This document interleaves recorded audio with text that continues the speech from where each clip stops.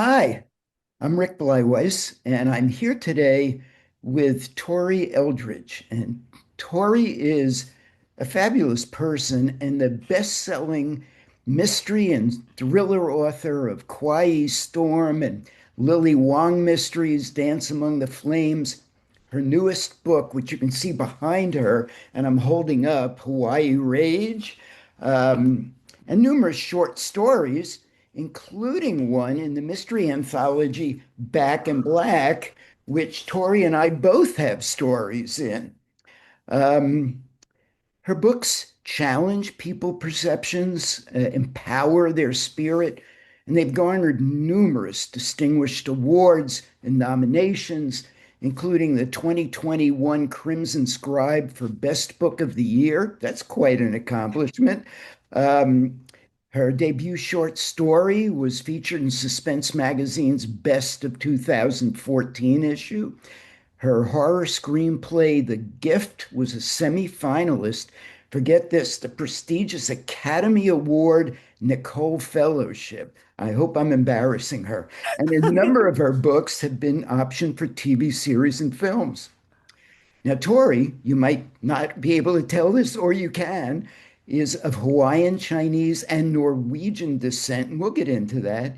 She was born and raised in Honolulu, where she was a high school classmate of Barack Obama's, and we'll get into that too. She's been an actress, a singer, and a dancer on Broadway, TV, and film.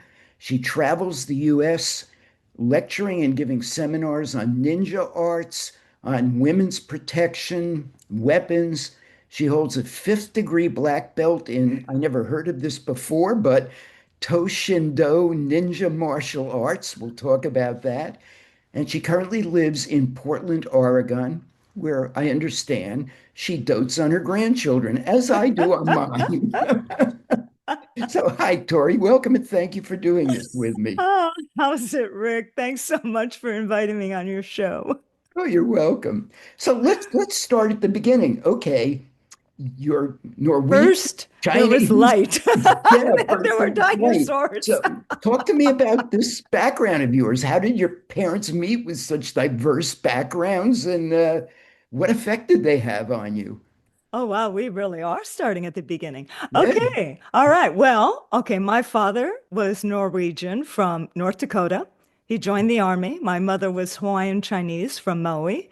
They met in Tokyo right at the end of World War II during the occupation, where they met, married, and had my two sisters before moving to Honolulu and getting around to having me.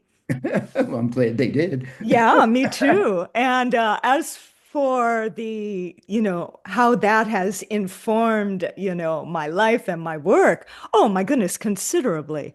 Um, my heritage is a huge part of what makes me who I am, especially having grown up in Honolulu. But now also, like with the Lily Wong series, I wanted to conscientiously pay homage to my father's background and the Chinese aspect of my mother's background. And of course, bust the myth of, ninja by portraying a modern day ninja. And then now with the Ranger Makalani Pahukula mysteries, I'm able to really, dive into and share the Hawaiian part of my heritage. And of course, being Hawaii, that means, a melting pot of all sorts of different ethnicities and cultures. And what were you like growing up? What were you like as a kid? Were you driven? I mean, you've done all these things in your life. Were you driven to that from an early age, or what were you like? Yeah, I think so. I was a pretty joyful little tiny kid, and I always lived in my imagination. I was one of those kids who would pretend, all by myself, lock myself in the closet. Oh, I've been captured by, whatever. Everything about my play was pretend and storytelling. But then I discovered dance in junior high school and I was pretty driven.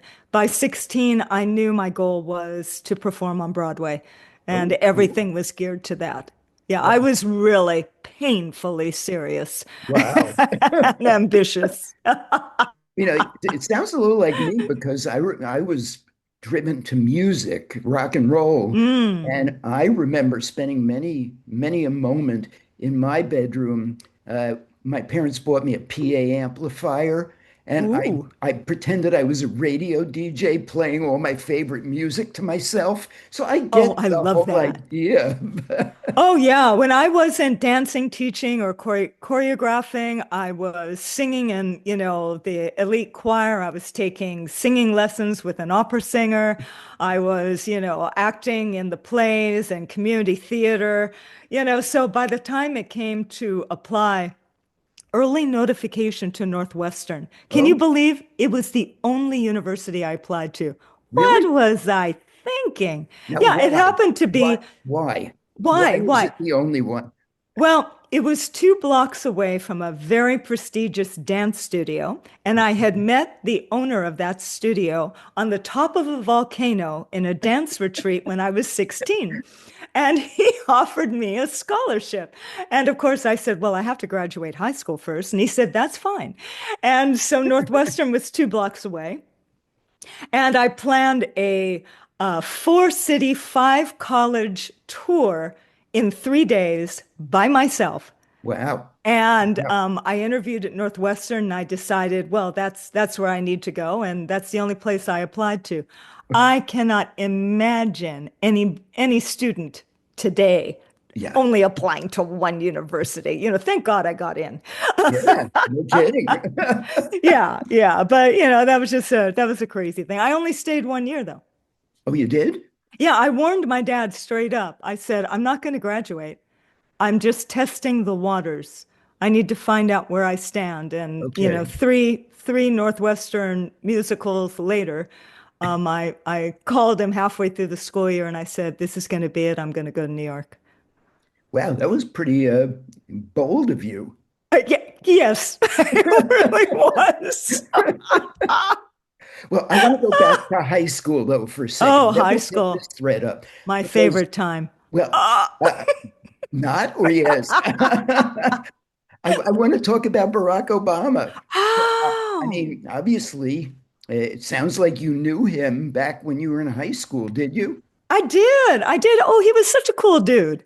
So friendly. We were friends. He wrote nice stuff in my yearbook. So did you ever think at that point he'd be president of the United States? What did you think his future would be yet or Well, not? out of a class of 412, I don't know that he would have been in my top 300 Wow. of guesses to be president of the United States. He was so chill. I mean, but I see all of that joyfulness and that friendliness and that acceptance of everybody. I mean, I see all of that. I saw all of that in his presidency, and I continue to see it today. Oh So, yeah. at his core, he really hasn't changed. I mean, it's that same aloha that he carries with him. So that's nice. That's very cool. Yeah, Yeah. it really is. Okay, so you left Northwestern after a year and made your way to New York. So what happened? You landed some roles. How did those come about? What happened to you when you moved there? So this was back, in the dinosaur age. No, so this was 1981. No, Okay. 1980. Sorry, 1980. Oh my gosh. Before internet, You you know that, couldn't Google map where you were yeah, going. You couldn't Google from Honolulu, where should I stay? I ended up staying at a boarding house, the Allerton House for Women, kind of like the really? Barbizon. Yeah. Okay. That's where I stayed. And it's a miracle I wasn't like mugged, raped, attacked, whatever. Because I was just like walking the streets of New York like I was walking through Waikiki Beach. Slightly I'm different like, though.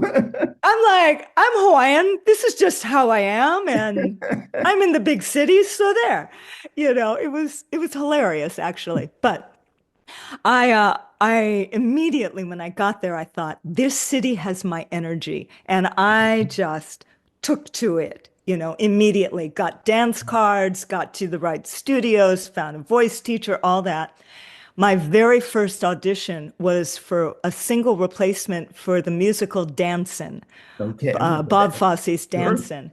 Yeah, yeah, yeah. I beat out like 700 non-union Wow. and union dancers to get on that Broadway stage with about a dozen dancers.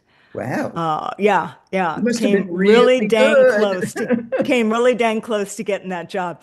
And it was so exhilarating because what it told me was I was in the right place. I Hmm. was in the right place. So I ended up, it took a while, it took a year to to land my first Broadway musical. I don't know. In hindsight, that doesn't really sound like a very long time. Oh, it took a year, But when I was there and I was Yeah. young, it was a very long year. Oh, yeah. There was a dinner theater in there where I got my equity card.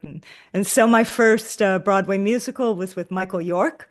Wow. And I was the swing, which meant I covered all the female dancers and I understudied one of the female leads. So Okay. that was my first show. And so you were an understudy. Hmm. Did you get to perform, or did you ever come onto the stage, or did you remain an No, understudy? because we died in preview. It was a Oh, very unfortunate musical. Yes, The Little Prince and the Aviator. They later remade the musical in a different way, and I understand that one did quite well. But ours, alas, did not. And uh, then I went on a pre-Broadway national tour with the late great Anthony Quinn in Zorba, wow. and uh, and I was a swing in that one as well. And that one I did go on, and that was very fun. And then I got pulled away to do a Broadway workshop with the late Marvin Hamlisch. You Wow. would you would know him. Yeah, of He course. composed so many amazing music, and so I was part of that workshop, and I had a role. And workshops are fun because the creators are creating it around the cast. They're Oh, okay. doctoring it to the cast. But alas, that did not go forward. Although many years after that, I ran into Marvin in Los Angeles, and he invited me over to his house to listen to the new score for Smile that actually did get to Broadway. He was so proud of that. That was really Cool. cool.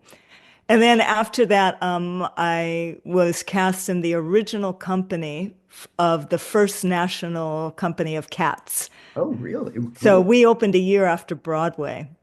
And what was super cool about that one is, Yes. generally speaking, if you do a national tour, it's the dance supervisor, the music supervisors, the stage production stage manager who are setting the show on the cast. Okay. But with us, the creators wanted to make changes in the Broadway company. Oh, really? So all of them came in. Andrew Lloyd Webber, Gillian Lynn, Oh, the cool. director, the lyricist, everybody came in and we had 6 weeks with them, just like we were a Broadway company. That And so must have that been was exciting. very special. Yeah. Yeah, Wow. super special. So after that, Hmm. is that when you moved to Los Angeles? Yeah, yeah. We had long stays for that. So we were 6 months in Boston and 6 months in DC. And Oh, halfway through DC, I decided I wanted to go west and try my luck in television and film. And in like, I don't know, it was like a month or two, maybe 2 months, I landed, on the Love Boat as a season regular as one of the 8 Love Boat mermaids. It was crazy. I had just met who would later become my husband, Tony. I just met him. And he heard about this audition and he said, "Oh, you should go on this audition." And I'm like, it's rigged.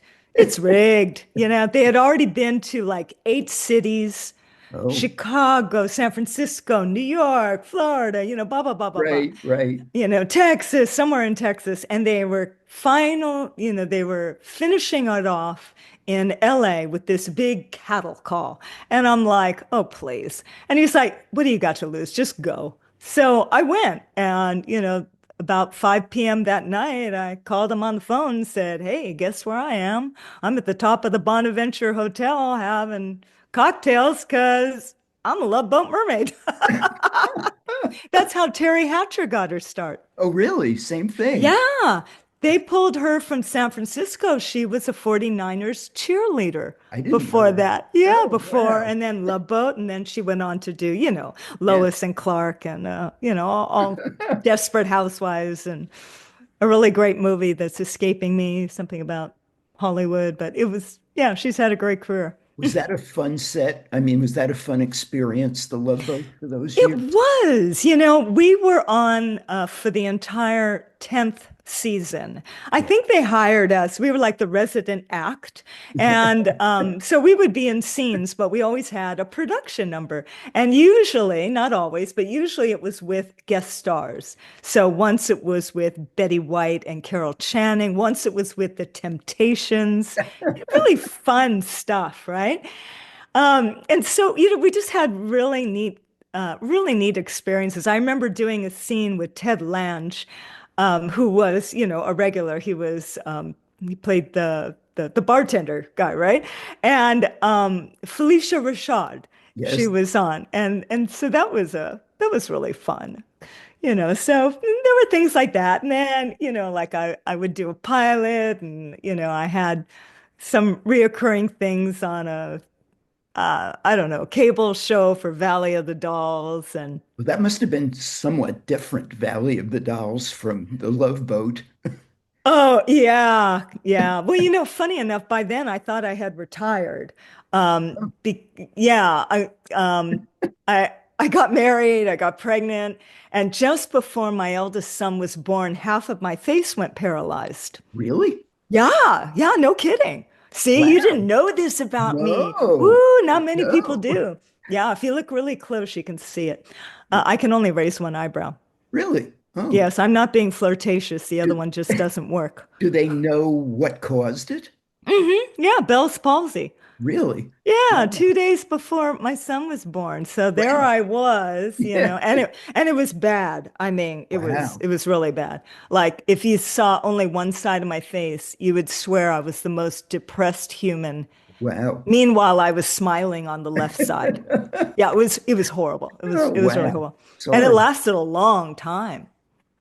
But anyway, so I thought I had left, Yeah. performing and everything. But, friends call and, Mhm. hey, come do this, come do that. And that's how I ended up doing the motion capture for Final Fantasy, The Spirits Within. I got a Explain what call. that means. Explain what motion capture means for people who don't know what it Oh, means. oh yeah, it's super fun. They put you in a black unitard, stick you with, these reflective ping pong balls. They surround you by 12 towers of cameras with these red lasers, and they captures your movement on a computer. Which I'm turns sure it there's a into better it, way to explain it, which but turns it into animation, which right? turns it into animation. So this is what was so fun. Up until that point, they had really done this for sports, Okay. for some games. They had never done it for a motion picture, and they had never done it to that extent. I would say, I believe it was 96% of the animation was motion captured. Wow. And it was so interesting because I had done, after I thought I had retired from performing, what I did was a lot of voiceovers. I worked with a Walla group. And of course, when I was a singer, I also did some session singing. And so, I did a lot of studio work. Well, this was kind of like body dubbing Okay. because, yeah, it was really cool Okay. Yeah. because the voice actors had already laid down the tracks and we were given the script. So we had to memorize the script as if we Right. were going to perform it in Right. theater. Right. And then we had to time our performance to the recording of the voice actors Oh.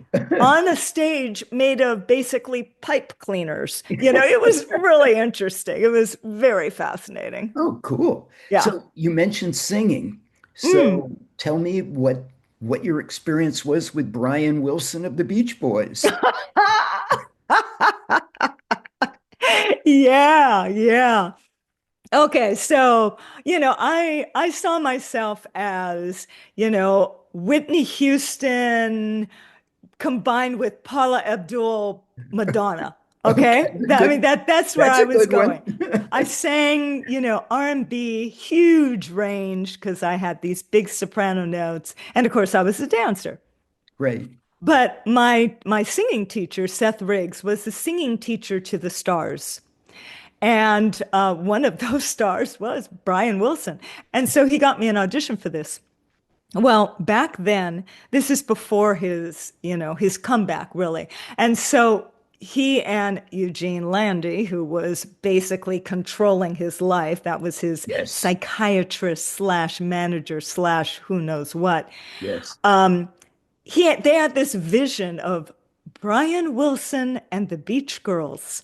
Oh, really? Uh-huh. Oh yeah. Oh yeah. So there was a blonde, there was me, and there was this hot black girl, and we were the beach girls, and we were all buff because he was really into fitness. He was trying to Yeah. get in shape. And so we were all real buff. And so we spent a long time in the studio with him, learning and recording, and doing his whole set. And it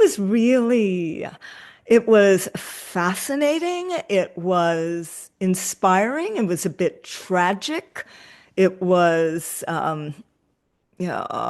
kind of toxic, Oh, to be wow. watching the relationship Yeah. between them.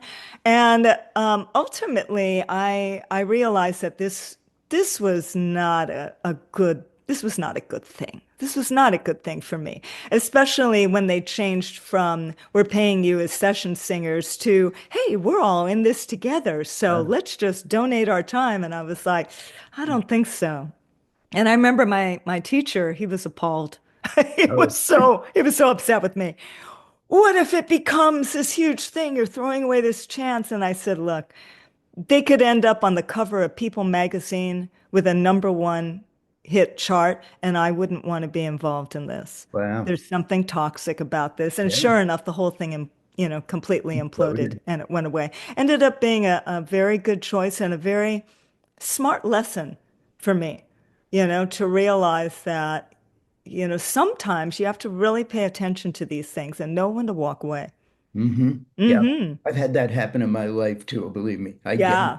Yeah. But Toxicity since is you're into not good. music, hey, here's Yes. another one. He Yeah. also got me an audition with Michael Jackson. Really? And I was hired to go on his big world 1980s tour. It Wow. was supposed to be me and these three other guys. We were going to be the backup singers. I was hired for all of, I don't know, 24 hours.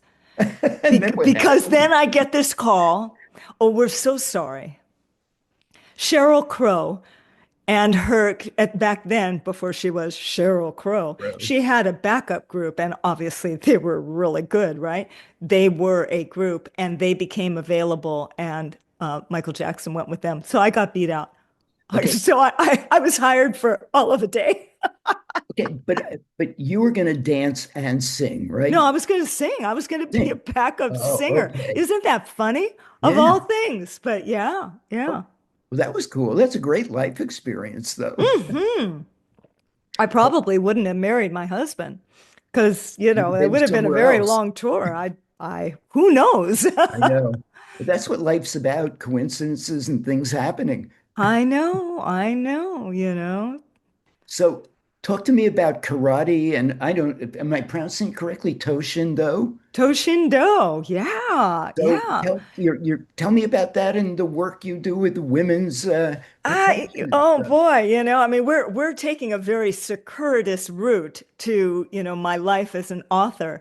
Yeah, we're But, getting there, but everything that you do along the way informs yes. what's going to hit that paper when it's time to actually write. And all of these experiences have, informed that and made an impression. So, when my eldest son, I have two sons, when he started karate at 5, I was watching, from the sidelines. I was a gym rat. I wasn't dancing anymore. I had supposedly retired. Um, and I'm like, I can do that. And so I did, I went in and I had one of these amazing karate experiences where the first day, because I was a dancer and I could basically do a lot of things, the teacher was like, let's play What Can Tori Do? I kid you not, it was a very small class and it was like me all the way up to this guy who was testing for black belt. So my first day, I did jump spinning heel kicks against a target and sparred. Wow. Yeah, my first day, Wow. basically before getting a white belt. It was quite an experience, but I was hooked. I became obsessed. And about the same time, I discovered the ninja martial arts. So I got a black belt in both Tang Soo, Korean karate, and Japanese ninja martial arts within like a month of each other. Wow. And then the ninja martial arts was so comprehensive that I dropped the other and kept with that until I had a fifth degree black belt and was, teaching and stuff like that. But the thing about ninja is there's a mind science about it, there's a strategy about it, there's at least with Toshindo, Stephen K. Hayes's modern evolution of Right. his way of teaching, because he's also a Buddhist priest. So there was a spiritual element. And then the martial arts has archaic weapons, modern weapons, environmental weapons, fighting on the ground, fighting in the air, fighting unarmed. I mean, it's amazing. It's an amazing whole, art and practice. And so that's what I did for a really long time. And then I somewhere in there, but before I got too involved in that, in fact, right about the time before I actually started karate, I had started writing screenplays. Okay. So that actually, preempted that. Um, and one of those screenplays was what you mentioned, was acknowledged as a semifinalist for the Right. 𝐷𝐸 Fellowship and, and never produced, but the industry people who read it encouraged me to write novels Huh. because they kept noting the language and the depth of the characters. And they were like, really, you should consider it. And so I did. And I expanded it into this epic novel. And I finished it and polished it. But back then, my sons were still little. I had just discovered karate. Okay. And I didn't know what the business of being an author was, but I was pretty sure I didn't want to learn it. And so I took my manuscript. I'm serious. I had other things to do. It sounded boring. And I took my manuscript and I stuck it in a closet. I told my husband, if you happen to run into a literary agent, let me know. And I went on with my life. Somewhere like 10 years later, I wrote a nonfiction book Was that about empowered living? yeah, empowered living, a guide to physical and emotional protection. That led to starting my own clothing line and meditation jewelry. And before I knew it, I had a website, I had a business, I had a book, I had a newsletter, and I'm A like, radio show too, right? and then I had a radio show, and I'm like, I'm kind of doing business. That writing business thing couldn't be all that scary, Yeah. right? And through all this time, I kept wishing I had another idea for a novel. Okay. I was yearning to write for over a decade, yearning to create. And it was so tragic because I had no ideas. Oh, I was an author, a writer, an aspiring author with no idea. that's hard. Finally, 13 years later, Yeah. I had an idea. So I started writing a novel, got a few chapters in, and then I thought, I should check that completed manuscript in Yeah. my bookshelf. Yeah. Right. And I read it and I went, whoa, this is dark, but this is kind of amazing. And so I decided to work with that. And it became the project on which I learned my craft. And I got so excited about it that I made a life decision. I was 6 months from turning 50. Okay. And I decided I was going to change my entire life, reprioritize my life on my 50th birthday to stop teaching, training, traveling, and spending my resources in the ninja martial arts and put all of those things into writing full time every day to become a novelist. And I timed it to happen on my 50th birthday because that felt like a very Mhm. empowering gesture and Yep. a way to begin the second half century of my life. Cool. So what was the book that was salted away for 10 years? Oh, it would eventually become Dance Among the Flames, Oh, okay. which was the fourth book published. Right. It was published in between my three Lily Wong novels. So it came after The Ninja Betrayed and before The Ninja's Oath. Got it. Got it. So Yeah. of all of these books, which is your favorite? In other words, if you were going to say to someone, this is the book I want you to read, which of your books would that be? It would have to be Hawai'i Rage. And Okay. that's the one out now, you know. Yes. So that's this one here. I would have to say that for many reasons. Number one, I like to think, and I have been told by my editors that I'm improving, that I've improved with every novel. Oh, that's great. So, yeah, isn't that nice? Yeah. So, if what they say is true and what I feel is true, then this is my best work. But more than that, it also is, I've always written books that are rich in culture and my heritage, and also, um, you know, fast-paced and suspenseful with the, mystery and thriller and Yeah. action elements. And also, they all have this multi-generational family relationship Right. things going on. And Hawai'i Rage is all of that, too extreme and set on a Hawaiian cowboy ranch. I Right. mean, come on, you can't really get much better than that. So have you spent much time on Hawaiian cowboy ranches? Or Ooh, did you I do it? did. I did the last time I went to visit. Oh man, it was fun. But interestingly enough, it wasn't my experience on Hawaii ranches. It was just knowing about our paniolo and realizing that it would be so fascinating for the world to know about them, and that probably most people don't even realize that there are cowboys in Hawaii, or that we have a huge ranching industry, Oh, yeah. or that we actually had cowboys and big ranches before Texas.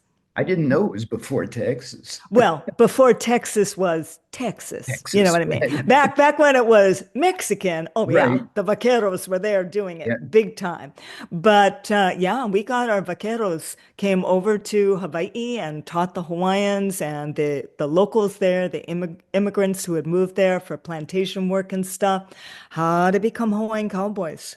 You know, Yeah. there's a ranch on the Big Island that I was at, and Parker Ranch? it's down in the valley. You have to get there solely by taking a Jeep down. You couldn't get Oh, down any other way. ooh.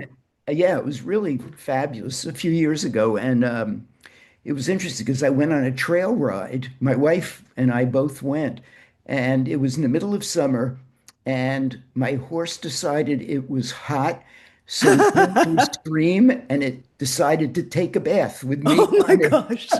I hope it didn't like roll in the Oh, water it with. did, but I got off Oh, before thank goodness. it went Oh my over. God. But it was fun, and yeah, I kind of learned a little bit about the Hawaiian ranching from that experience. Yeah. Well, I got to talk story with a lot of incredible Paniolo. And one of them was Henry Uncle Bud Gibson, who is a Hall of Fame Paniolo, been around a long time. And he has, yeah. And we talked story for hours over at his new town and country ranch. And the stories he had to tell, stories about like, being on a horse and having it flip, Yeah. not like roll. I Right. mean, like Flip. backflip Wow. and land on the rider. Right. I'm like, oh, that's going in my book, Yeah. right? Right? All sorts of stuff. I'm like, oh yeah, so many stories. He was instrumental. He and his Calabash niece. So I met him through a classmate, another classmate of mine at Punahou. And she is an equestrian, and her mother was one of the top rodeo competitors Oh, and raised horses, championship horses. And Uncle Bud trained them all and taught my friend how to ride. And so between the two of them, they were my early beta readers. okay. And I talked with them, and especially those initial chapters with 𝐿'𝐸𝐵𝐿𝐸, Right. um, the authenticity of Paniolo and handling horses and all of that. So much of that comes from them. I'm so incredibly grateful to them.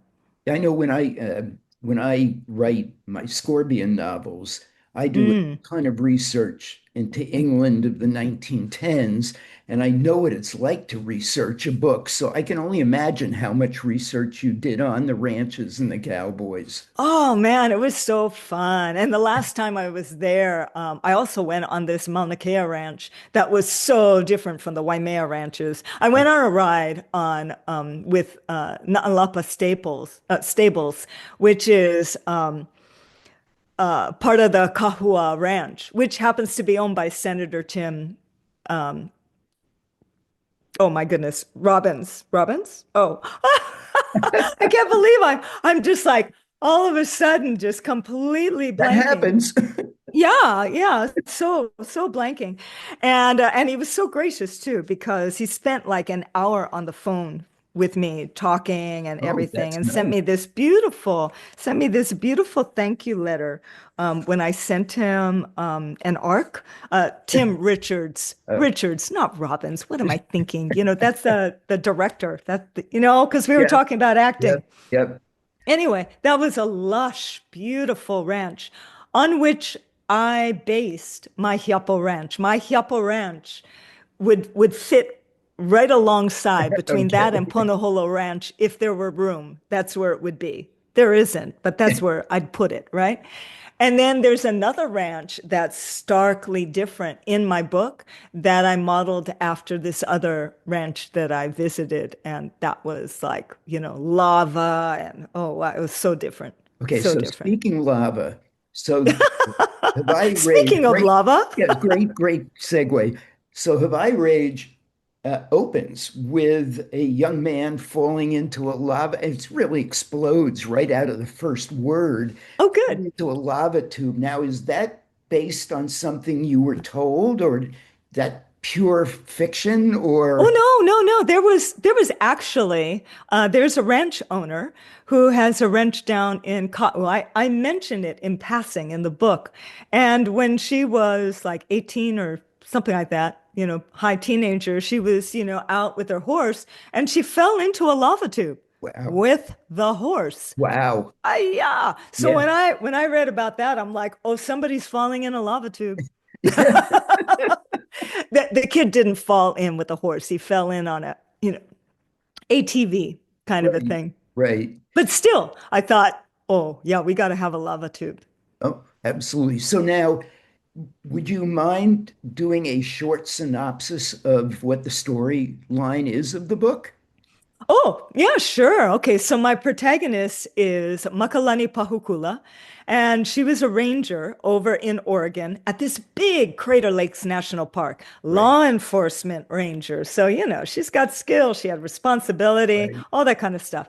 She came back in the first book, Kauai Storm, for her grandmother's 85th birthday, found two of her cousins missing, her ohana in disarray, and, she saved the day after, almost losing her life and a right. lot of stuff that goes on, right? So in Hawai'i Rage, she has moved home, but she's taken the only ranger job she can find in Hawaii, which is as a seasonal interpretive ranger, read Right. tour guide Okay. for the Pu'ukohola National Heiau National Historic Site. It's not even a park, okay? Right. And part of this is she gets stuck doing all this immersion course. It's like going back to school, and she needs to work. She's 6 feet tall. She grew up on a homestead. She's built houses. She's physical. She could carry a man down a mountain and rescue him. She doesn't want to be studying books. So she agrees to help out on her cousin-in-law's ranch because she rides horses. And also because the cousin-in-law's father has just been killed. And he's been killed by a bull. And it's a tragic accident, but the cousin-in-law, it's, the daughter, she's not really sure this is an accident. It sounds really fishy. And at the same time, her two brothers who have been helping with the ranch appear to be like in a power struggle to take over the ranch. Right. And she's got a grandfather who's 97 years old, who's living on the ranch, and her mother, and, this huge family, this huge multi-generational family. And they need help. She's hoping that Makalani can help out, because the father is gone, help out with that, but also maybe pull their family together and look into this. What's going on? Because there are also some things that have been happening to her 8-year-old son. So the deeper Makalani gets in with this family, the more suspicious she becomes about them. And at the same time, there is this Korean detective from Honolulu who has just shown up on the Big Island, and she's working with all these Big Island boy locals, who are Right. giving her a hard time. And they want her to shut down this case with this bull. But there's something about it that's sitting her wrong, and she's just keeping at it. So it's like that. It's like that. Makalani's got to figure this out. And Detective Rona Yeah. King's got to figure this out too before somebody else, gets hurt or possibly killed. Well, I hope Dun, dun, that dun, dun. I hope that it makes everybody that's watching this rush out and buy the book because I've read it. It's great, and you should. And that's a great description of it. Now here's the next question I have. Mm. You're a very positive person trying to make the world better. And your character, Lily Wong, in some of your other books, works for a nonprofit that helps women suffering from domestic abuse and things like that. Which one is more you, Makalani or Lily Wong? Ooh, so interesting. All right. So here's a funny thing. I really believe in writing for the stage of life that you're in. I think that's where our creativity comes from. So when I wrote the Lily Wong books, my parents were up in age. I was helping them, through the last years of their life. I wanted to pay homage there. And I had also just left the ninja world. Okay. So right there in my mind. And I lived in Los Angeles, where I based Lily Wong. The Right. Ninja Daughter, the Ninja's Blade, they took place in LA. Right. The Ninja Betrayed took her to Hong Kong. The Ninja's Oath took her to Shanghai and Tokyo, Yep. And remember, my parents met in, well, not Tokyo, Osaka, but my parents met and married in Japan. My son had lived in Shanghai. My daughter-in-law's from Hong Kong, right? All this stuff. Right. Oh, Lily is 5'4". I'm 5'4". She's got this muscular build. I've got this muscular build. We got a lot of things in common, but she's not me. Okay. And her father is not my father. Her mother is definitely not my mother. But there's so much there. Now, fast forward to Makalani.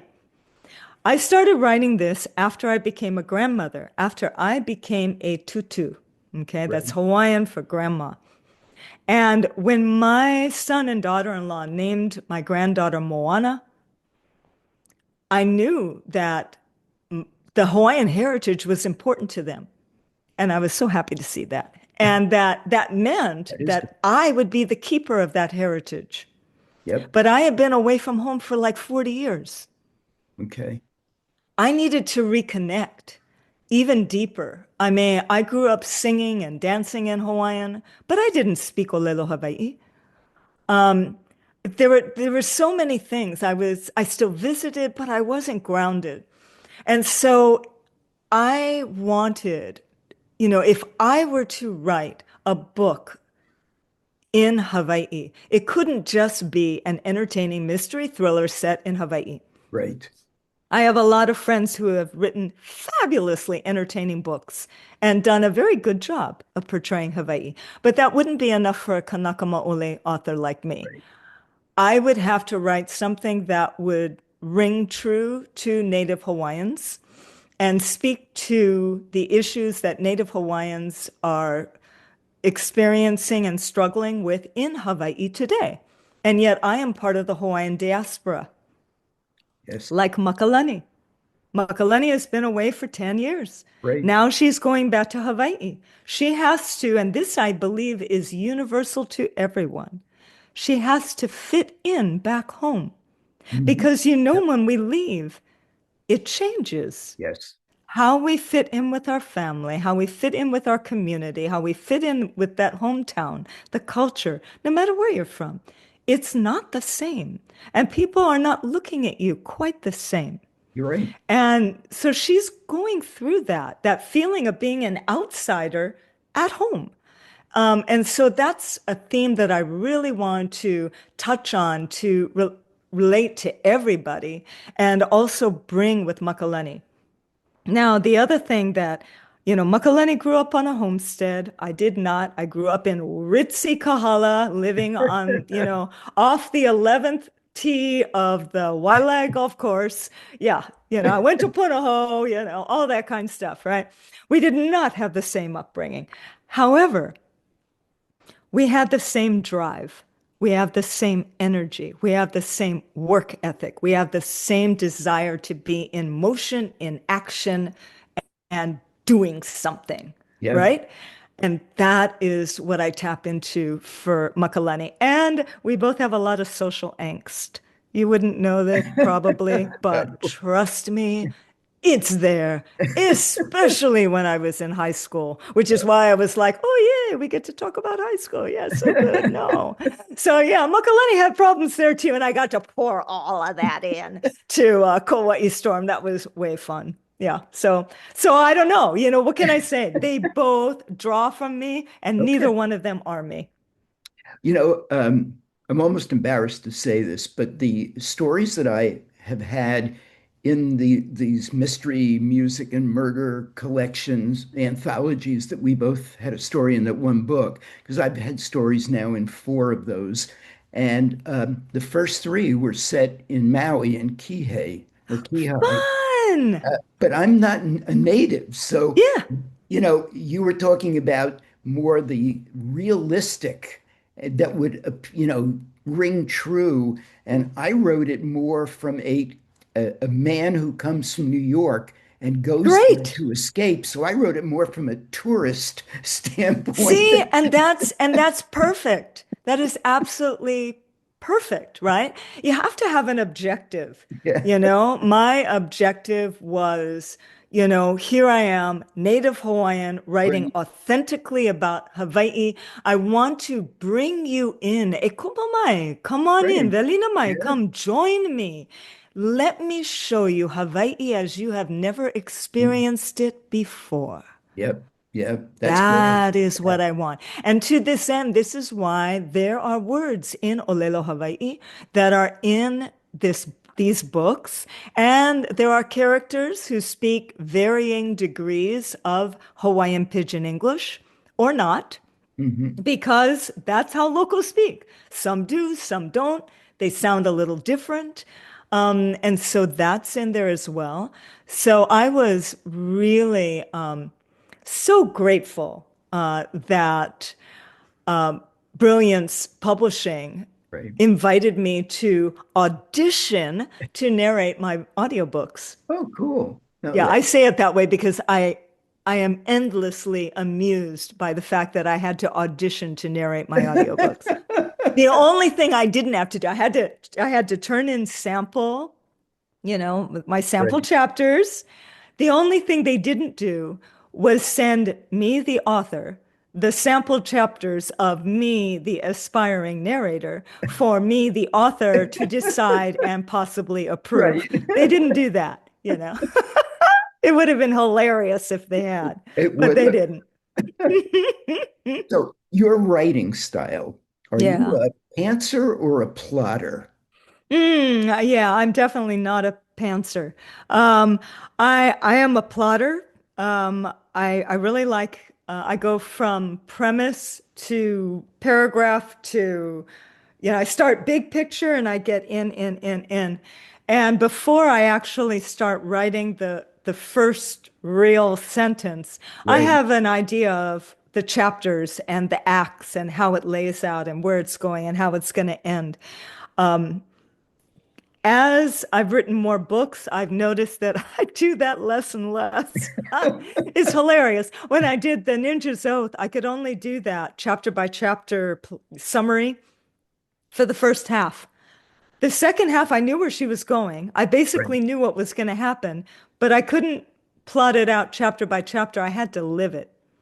Yeah. It still ended up where I knew it was going to end up, Right. but I had to live it, Live it. right? Yeah. With Kauai Storm, I really couldn't be that specific. I was more general. The same thing happened for Hawai'i Rage, but I always know where I'm going. And by the same token, as soon as I start writing, the words, the sentences take me in new directions. Characters say things, they do things. Before I know it, I'm over here, I'm over there, I'm adding chapters, I'm taking things away, so it's fun. Yeah, it is. I have a slightly different process because I kind of know where they're going to start my books and I don't necessarily know where they're going to end, Ooh, how do they're you going know to, who done it? not always. No. You're one of those. And Okay. yeah, I'm a total pantser. And what I find is that I see the story play out in my mind like a movie. And my job is to sit at the computer and capture what I'm actually seeing playing out in my brain. Ah, okay, And okay. so sometimes it goes this way, sometimes it goes that way, and Mm. it's a different but you know what? As long as it works, that's all that matters. Yeah, absolutely. I'm a bit more of the actor. So, everything with me really starts with character. Yeah, Well, actually, even before that, it starts with there's usually a location or a thing, an issue, right. a something that has captured my attention and makes me want to write about it. Got it. For Yeah, instance, with the Ninja's Oath, I knew it was set in Shanghai. It was all about Shanghai. So I began by researching Shanghai right. until, I got a sense of that. And then there was a character who was asking, her uncle, her dad's chef, was asking her to come to Shanghai to help find his missing grandniece. And it all centered around his family. So I built a genealogy for him. And his genealogy wove through the history of Shanghai. And from that came the plot. Got it. The same thing happened with Kauai Storm. I knew I wanted to, uh, you know, write about what Native Hawaiians were going through in Hawaii today. So I called a friend of mine I went to school with again at Punahou, new friend and different friend. And she was an activist and she told me a lot about Hawaiian homelands and the issues of poverty and blood quantum and all that. And I went, boom, that's what I want to write about. And so I started studying that.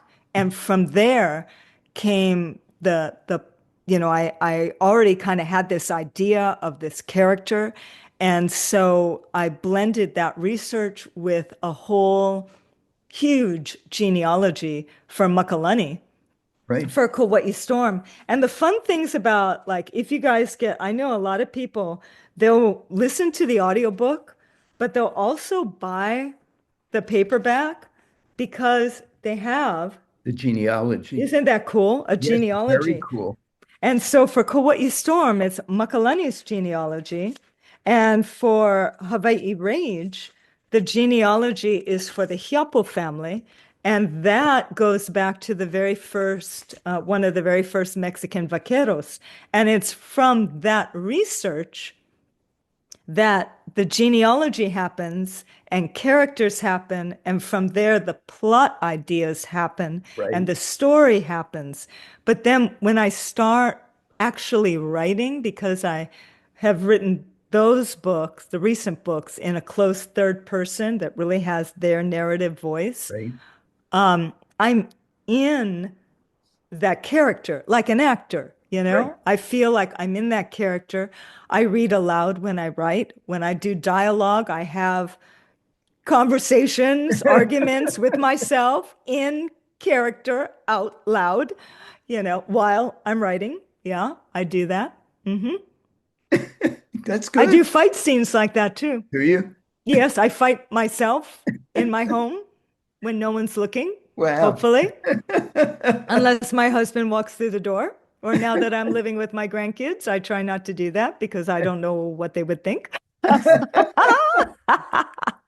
But yeah, They yeah. think we have an interesting grandmother. Yeah, oh, right. Yeah. There used to, when I was writing the Lily Wan books, I used to go into my husband's office every now and again and with comments like, "Can I borrow your neck?"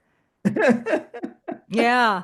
When I was teaching the ninja arts, a statement like that always made him cringe because he knew there would be pain. But as an author, he would relax and just kind of go, yeah, go, go. Because he knows I just want to observe how it looks so I understand how to write what it is I want my characters to do, You you know, know? but it would have been different though if you were writing vampire novels. Can I borrow your neck? So what's next? Have you started the next book after Hawai'i Rage, or Oh taking a my break, or goodness. what's next? I'm on a deadline. I got to Oh, turn in July 1st. This is a standalone. oh. It is a domestic suspense. Yeah. Yeah. It's got a duo timeline and oh my gosh. Yeah, it's crazy. It's completely different. Okay. Completely different. And yeah. And Yeah. where is it set? Right here in Oregon. Okay. With another timeline in the past that begins with, get this, Yeah. New York, 1981. All right. Yeah. So So once again, I'm drawing from my life. yeah. So we're kind of running to the end. So I was just wondering, is there any advice you would give to aspiring authors Hmm. that you want to share? Yeah, yeah. To begin with, I would say it is never too late. It is never too early. Whatever time you want to write is the perfect time to begin. Yep. And focus on your stage of life. What excites you, inspires you, interests you right now, Yep. and go after that. You know, I'm glad you said no matter what stage of life, because one of the things is, you know, I'm older than you significantly, and yet I do podcasts and things encouraging seniors not to think their life is over just because they're older, and that as long as you have the energy and the passion, go keep chasing your rainbows. Yeah. That's what you do too.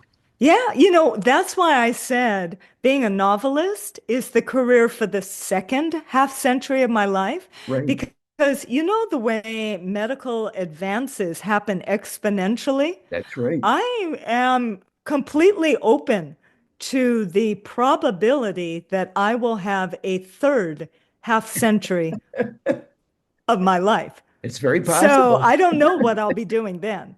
You'll have to tune in. Yeah. Hopefully I'll be around to tune in. Yeah, yeah, because like I said, medical advances, the way they increase, Absolutely. singularity, yeah, we could be having this conversan Yeah, again. definitely. And we could have computers implanted in our brains by It that could time. happen. I don't know. I don't know. I am open. I am keeping an open mind. Me All too. I know is I still have a ton of energy and a ton of creativity, and I'm enjoying the ride. Me too. Well, Tori, thank you for spending the time and opening up about your life and your writing. I mean, it's been fascinating. I've enjoyed this tremendously. I hope you have. Oh, me too. And you know what? What fun to to go down memory lane. This has been a blast. Well, good. I'm glad you feel that way. Well, thank you. And I'm going to reach over here, and I know it's behind you, but I'm going to hold it up. Anybody Yay! watching this, get Hawai'i Rage. It's a great read, as are the rest of Tori's books, a number of which I've read. So thank you again, and we'll be in touch. Okay, mahalo nui loa. Take care. Thank you.